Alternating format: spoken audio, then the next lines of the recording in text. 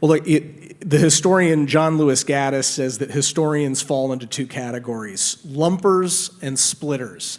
So the lumpers like to see the continuity or the similarities from different chapters of history. Splitters find the differences, and Colin gave a pretty good lay down of both examples. What are some of the similarities with the Cold War?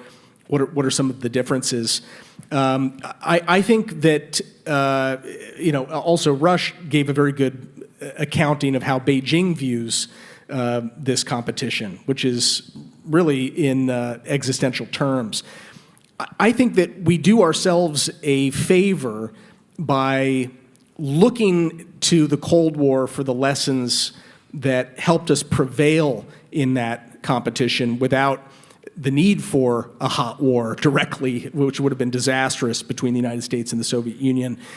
The risk of not acknowledging those similarities, and that this is, to Morgan's point, more than just a gentlemanly competition that's taking place right now. We're in a serious struggle for the future soul of the world. President Biden put it well, I think, 6 weeks into his administration, when he said this is really about whether the world is going to be free and open and democratic primarily, or whether it's going to be run by autocracies with ideas that are fundamentally hostile to our way of life. There is a certain zero-sum aspect to this, and Beijing views it in extremely zero-sum terms.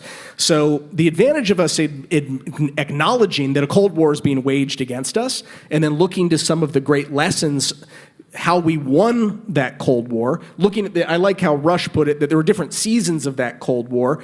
One of those seasons was détente, which was a way of describing really the 1970s. The United States was losing and then lost a war in Vietnam.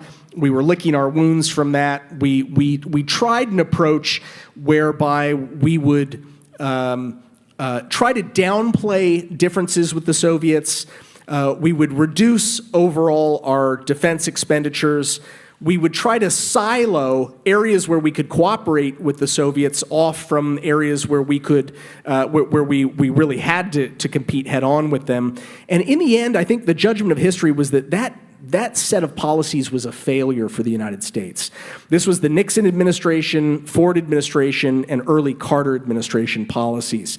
And it was only maybe 3 years into the Carter administration that President Jimmy Carter's national security advisor, Zbigniew Brzezinski was an interesting guy. He was someone who had grown up in Poland. He had seen the tragedy of totalitarian ideologies ravaging Europe, whether they were, the Bolsheviks and Lenin and Stalin, or the rise of Mussolini and Hitler.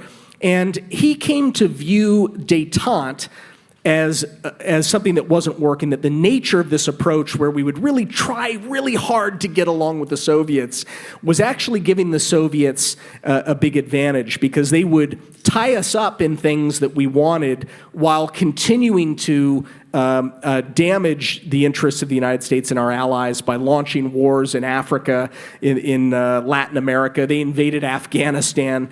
And so finally, Brzezinski said, you know what, after the 1979 invasion of Afghanistan by the Soviets, he said to Jimmy Carter, we're going to make this the Soviets' version of Vietnam.